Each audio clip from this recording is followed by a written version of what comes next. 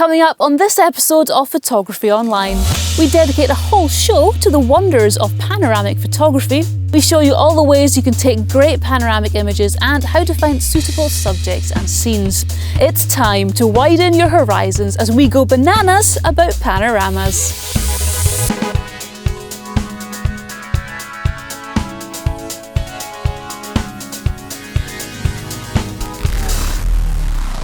Welcome to part one of our April 2021 show, which we're dedicating entirely to the panoramic format. And to get us in the spirit of the show, let me just adjust this here and pull it down.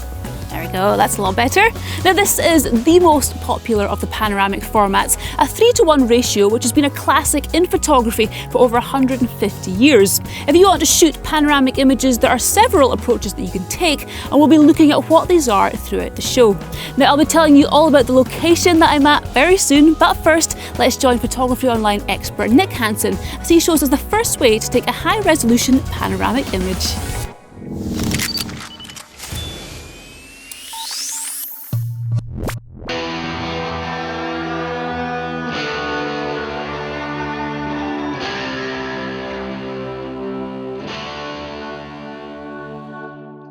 Today I'm going to show you how to shoot a high-resolution panoramic image made up by stitching multiple photos together to create a single image. There are two steps to this process, the capture and the edit. I'm going to talk you through the capture side of things first, and then we'll look at the editing side in part 2 of this month's show. The first thing you need to do is find a suitable scene, which naturally fits into a letterbox format. Any image which is around 3 times longer than it is tall is referred to as a panoramic photo.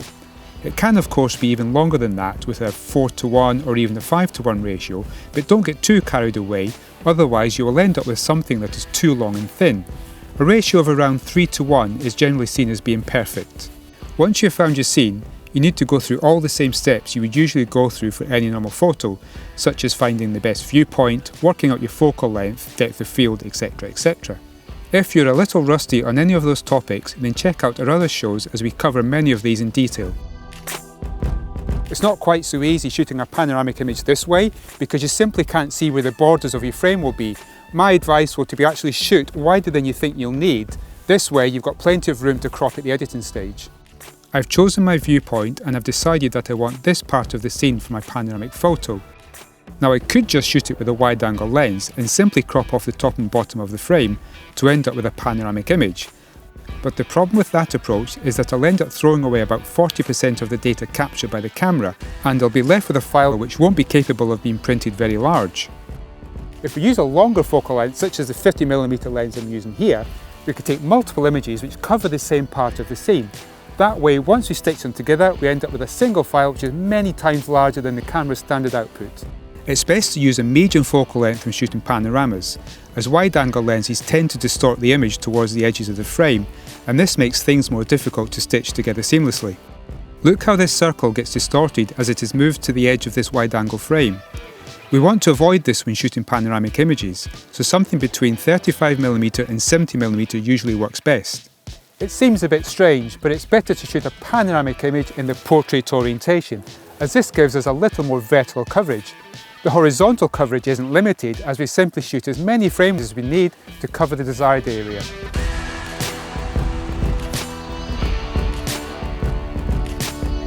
It is very important that we shoot all of our images in manual mode, because if we're in any other mode, the exposures will change from shot to shot, and this will cause a big problem when we stitch them all together. It's also really important that we shoot in RAW. This way we don't have to worry about the white balance changing between shots, as we can sync this at the editing stage afterwards. Now, it's just a case of starting from one side of the scene and checking that the height I am getting from my focal length is sufficient to include everything top and bottom as I pan across the scene. Remember that it's best to include a little more than you really want, as this can easily be cropped out later. You can shoot panoramic images handheld, but it takes a bit of experience to get it right, so my suggestion is to start off by using a tripod. Ensure that your tripod is level, otherwise as you pan it, it is not going to keep a consistent horizon. If you have a spirit level on your tripod itself rather than on the tripod head, then use this.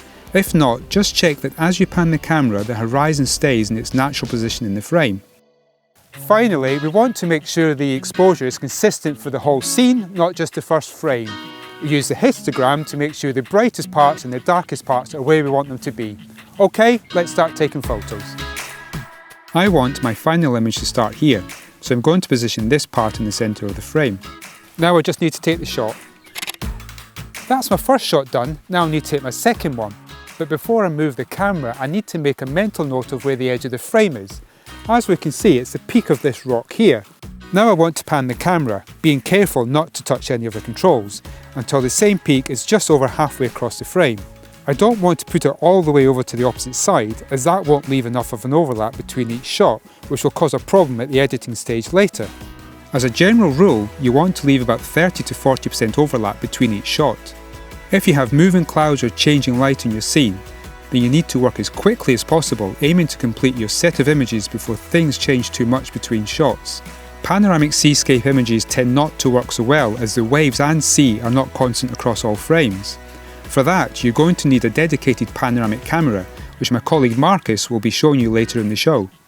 Now it's just a case of repeating the same process until you've reached a little way beyond the opposite end of where you started. Now can you just get out of my way please, you're in my frame! It doesn't matter how many shots it takes to cover the desired area, but the more you take, the bigger the file will be and the longer it will take in the editing process. I've taken panoramic images where I've only needed 3 shots, but I've also taken others where I've needed as many as 8. I've heard of people stitching a silly number of photos together, creating multiple rows, but let's just keep it sensible. A number of 3 to 7 will be a very good starting point and give you a really nice size file to work with. It doesn't matter which end you start with and which way you move across a frame, just be consistent. Once you have all your shots, review them on the screen, flicking through them quickly to make sure the horizon stays true and that you've left at least 30% overlap between each shot. If you notice any problems, then take another set, starting from the beginning. Don't only retake the shot you messed up. So that's it, we've got all the images we need to make our panoramic image. So join me later in part 2 when I'll be in the digital darkroom to go through the final part of the process.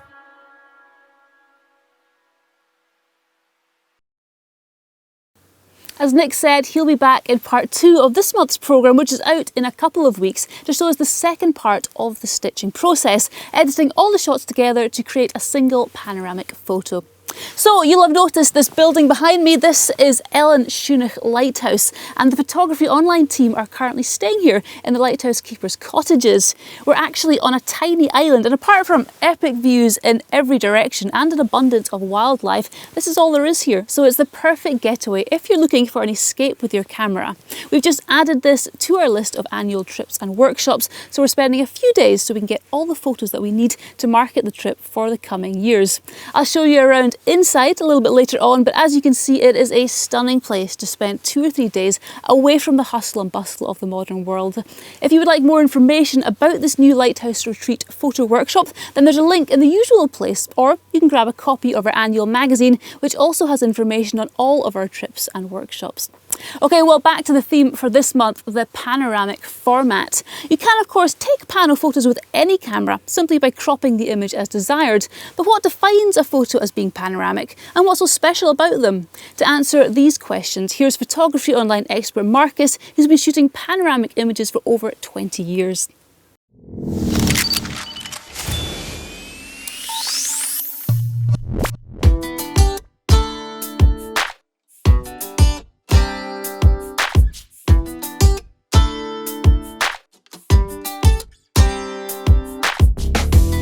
If you ask 10 people what makes a photo a panorama, you'll probably get 10 different answers, as unlike the other formats, such as the square or the 3x2 format, with panoramics there isn't actually a fixed ratio. It's generally accepted that to qualify for a panoramic photo, the image must be at least twice as long as it is tall. So that's basically 2 squares joined together like so.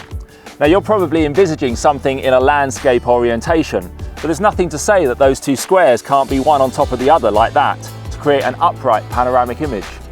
However, today, because we're in this letterbox format, we're going to be concentrating solely on the more popular landscape orientation. For me, I consider a true panoramic image as being the 3:1 ratio. as any dedicated panoramic camera will have a ratio of around this size. This is often known as the letterbox format for obvious reasons. This camera here is one of the classic dedicated panoramic cameras, and as you can see, it gives a true 3:1 ratio. It's called a 6x17 because it takes medium format roll film, which is 6 centimeters tall, and then uses 17 centimeters of the roll for one image. Now, for those of you who paid attention at school, you might be thinking, wait a minute, 6x17 isn't a proper 3:1 ratio because 3 6s are 18, not 17. However, the camera can't use the full height of the film, so it has to leave a small border all the way around the outside. So the actual image area is 55mm by 165mm, giving a ratio of exactly 3:1. A 3:1 ratio is very natural to us because it resembles the way we naturally see the world. If you look straight ahead and use your peripheral vision, you should see a letterbox-shaped image. Also, the power of 3 has been proven to be an attractive number in many ways, not least in photography. The rule of thirds in composition, for example, or the fact that subject matter tends to work better in 3s than it does in numbers such as 2s or 4s. For some reason, 3 just works. Of course, you can go further than 3:1, but in my opinion, once you go past 4:1, things start looking a little bit unnatural, as that's not how we see the world. If you're not used to looking at scenes in a panoramic format, then it can take a while to train your eye. When I made the leap from my former career into photography, I was shooting pretty much exclusively panoramic, as 2 of the 3 cameras I had at the time were dedicated panoramic cameras. I spent my entire time seeing the world in the letterbox format, to the point where it was difficult for me to see compositions any other way. Even to this day, I still find it very easy to see panoramic potential in most scenes. So learning to see in the 3:1 ratio is all about letting go of whatever format you're used to seeing things in. The same rules apply to the panoramic format as they do with any other format, with things like the rule of thirds being more prominent in the vertical plane and slightly less important in the horizontal plane, but they are the same rules, so nothing new needs to be applied. When composing in the panoramic format, you need to place less emphasis on depth, i.e. foreground and background, and more emphasis on width, the space either side of your subject. Some subjects are screaming out to be shot in the letterbox format, whereas others aren't so obvious but work nonetheless. Leaving empty space for subjects to breathe can be very effective with panoramic formats. You don't always have to fill the whole frame with your subject. This is often referred to as negative space, but I don't like that term because there's nothing negative about it. If it's done correctly, then it's truly positive. A good exercise to get you started in seeing in the letterbox format is to look at your existing photos and try to crop them to a 3:1 ratio and see how they work. Some will benefit from the crop, others will be indifferent but different, if that makes sense, and some won't work at all. But discovering how the letterbox crop affects each one will help your brain to start thinking in a wider format, and next time you go out, you might start considering shooting things in this way. We often think about panoramic images as being super wide, but it's nothing to do with focal length, as a panoramic image can be as much telephoto as it can be wide angle. So don't always look for the big grand scene. Try to pick out letterbox shaped sections using longer focal lengths.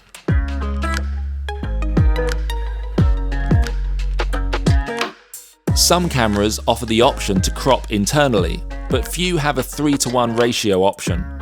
One thing you can do for a fun exercise and to see what it's like to have a dedicated panoramic camera is to put masking or electrical tape onto your camera's screen to remove the top and bottom 15% of the frame. Now walk around and only use the screen. Don't use the viewfinder, as that will still be giving you the full 3:2 ratio. Of course, once you get your photos onto the computer, you will have to crop them back to the 3:1 ratio, but the important thing is that you have shot them with this format in mind. Just because you don't have a dedicated panoramic camera doesn't mean to say that you can't take great panoramic images. Next time you go out, try thinking and seeing exclusively in that letterbox shaped format and see how you get on. You may find that it will open up a whole new world in the way that you visualize images in your mind.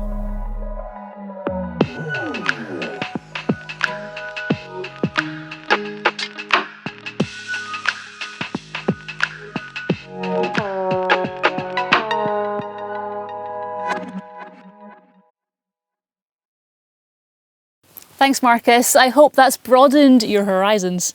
Never mind. Before we go any further, I wanted to show you our new Photography Online merchandise, which is now available. If you want something unique to wear and at the same time support the show, there is a link in the usual section down below. We'll be adding more options in the future, but for now, we're starting with some classic t-shirts with the simple and clean design of our logo on the front and the back. These come in a range of sizes and a couple of colour options too. We also have these beanie hats, which I've been seen out and about wearing recently. Plus we got these fleeces for the team to wear, but we thought you guys might like a chance to own one too, so we'll be adding those to the shop soon as well.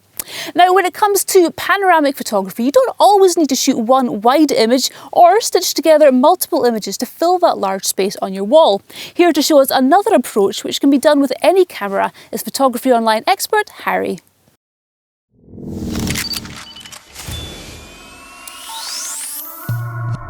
If you want to get creative and end up with a letterbox-shaped display of images to hang on your wall, then there is another option to the single panoramic image. You might not be familiar with the word triptych. It's not one that crops up in everyday use. It has its origin in a Greek word triptych, in a Greek word that means three-panelled. Basically, it means a picture or a painting that's set across three different panels.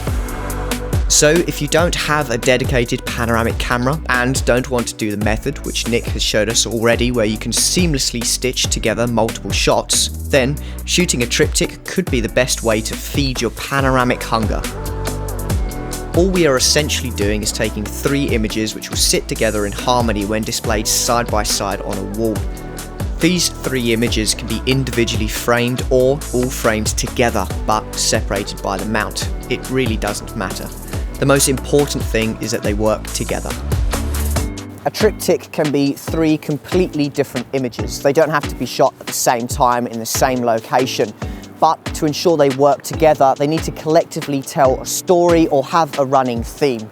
The easiest way to ensure harmony between the three images is to shoot them in the same location at the same time and to treat them as a single image. I've been thinking about what might work and come down here to Talisker Beach to give it a go myself. One of the good things about triptychs is that they open up lots of creative avenues which simply do not exist when shooting a single image. Although we are fixed to shooting three images, there's nothing to say that these all have to be shot at the same focal length or be in the same orientation. You can even have them different sizes. Basically, you can get as creative as you like.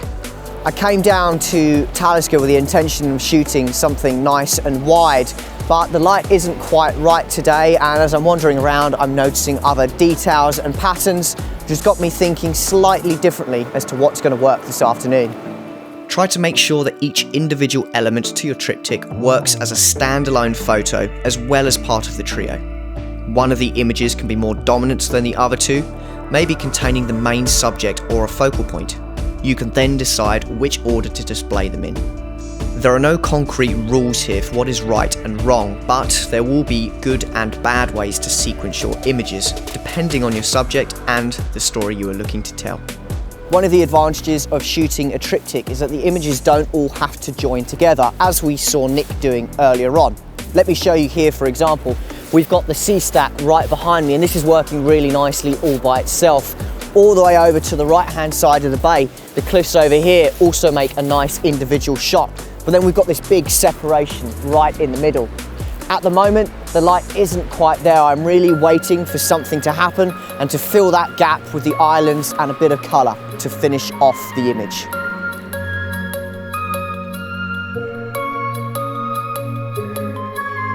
Don't be afraid to go down the minimalist route with at least two of your three images. This will help to put more emphasis on the one image which does have detail or a subject. The two others are merely there to support it. Although not set in stone, most triptychs tend to work best when shot on longer focal lengths, as this helps to keep the light consistent across all images. If shooting with a wide-angle lens, then it's likely that one of your images will be looking into the light and another will be looking away from the light, and it'll be difficult to achieve consistency in this situation.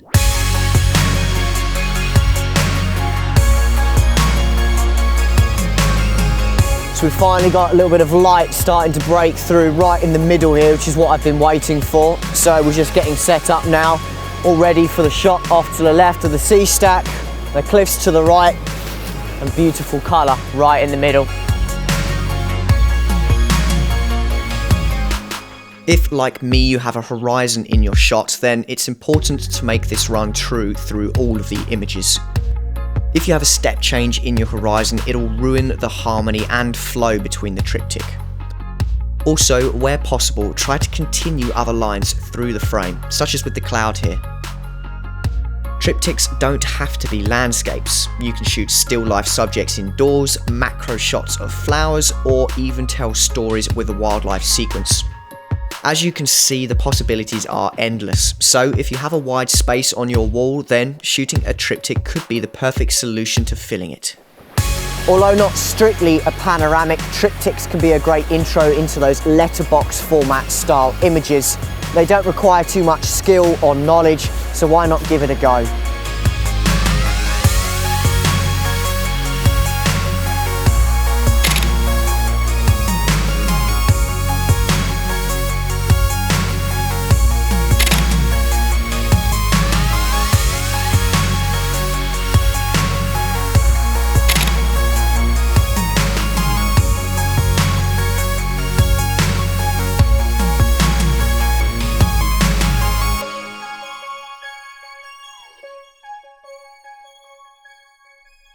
Cheers, Harry. I'll definitely give that a go. I've got a few ideas buzzing around my head. So this is where the lighthouse keepers would stay when on shift, and as I mentioned earlier, it's home to the Photography Online team for the next few days. The island itself is very small and you can walk all the way around in about 10 minutes, but there are amazing views in every direction, which, along with the lighthouse itself, is enough to keep any landscape photographer happy. Then add in the regular wildlife sightings we've seen and you'll start to appreciate why we've chosen this as a location to add to our annual itinerary. Harry is one of our wildlife experts and he's here now. Hi Harry, how are you doing? Fantastic, thank you. Good, so as we come to the island, Harry, what wildlife have you seen?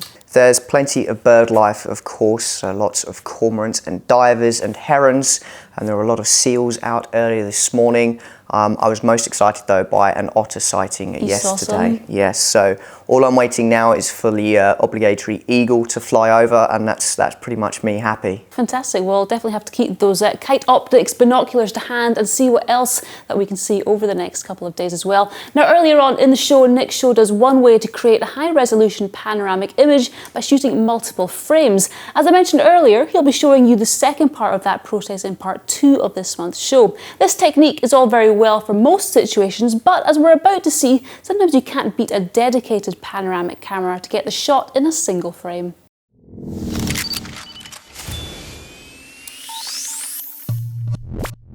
There have been many dedicated panoramic cameras made over the years, but the one which would probably be crowned king of wideness is the Fuji GX617. Now don't get me wrong, there's plenty of other panoramic cameras out there on the market, especially 6x17s, but there's just something about this which turns heads and steals the limelight.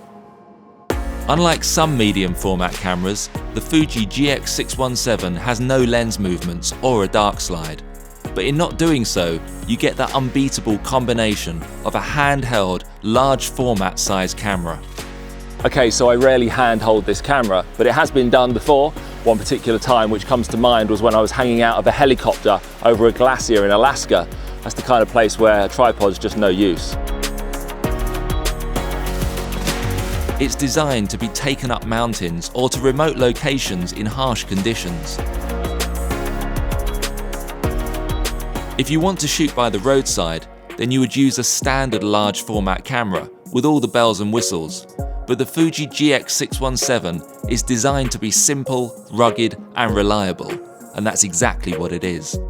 So what am I doing here today? Well, earlier on in the show, Nick Hansen showed us how to create a panoramic image by stitching together multiple shots.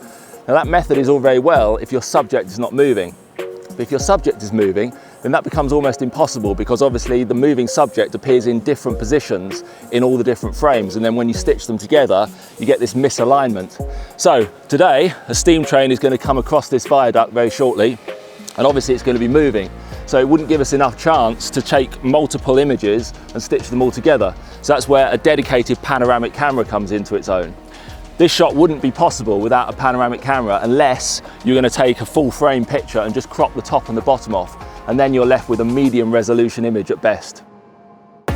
This camera comes with 3 lenses, a 90mm f5.6, 180mm f6.3 and a 300mm f8, which is what I'm using here for this shot. Now, I previously mentioned that this camera has no dark slide and no lens movements.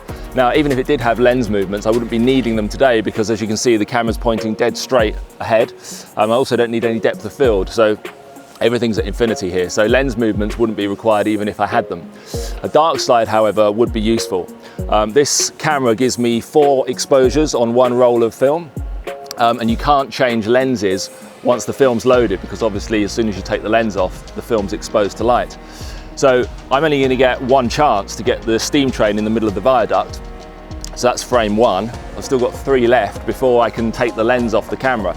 This camera won't fit back in the bag with this lens on it. So I'm going to have to go around and find another subject that I can shoot on this lens before I can even put the camera back in the bag.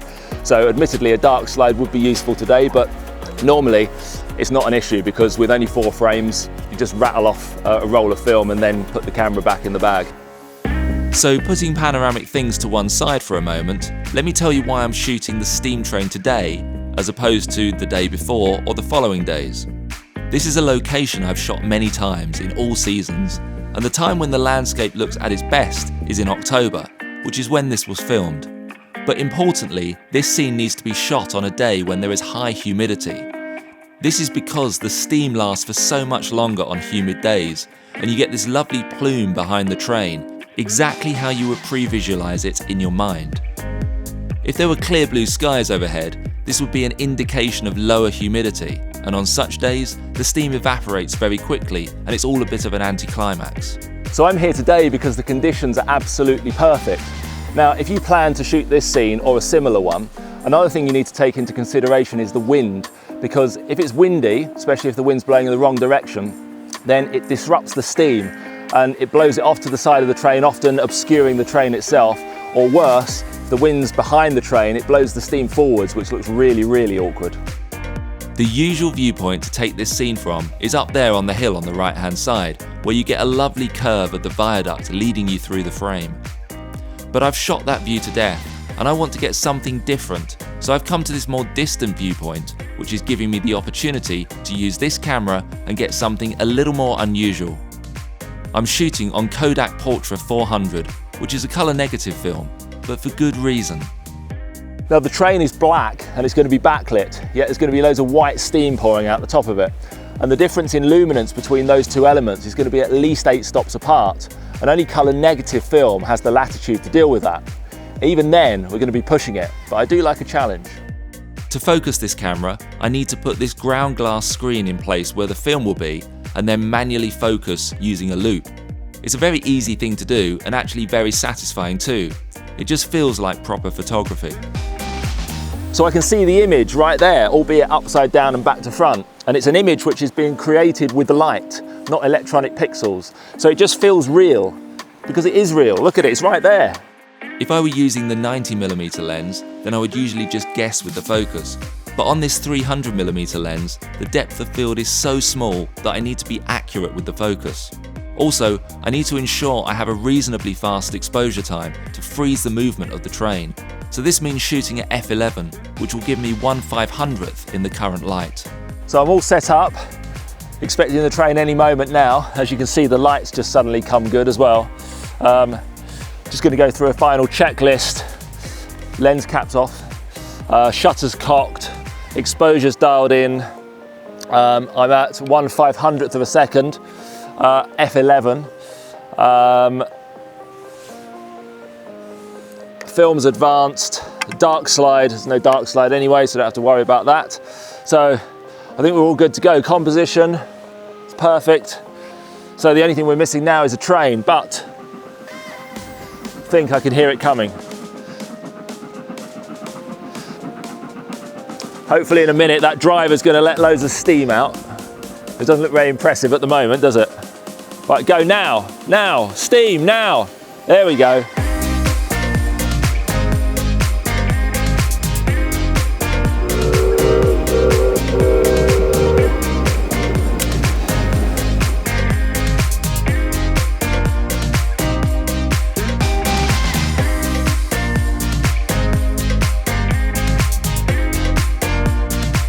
What an adrenaline rush that was. But that's it, the show's over. That was a lot of preparation for a couple of seconds of excitement. Sounds like something else.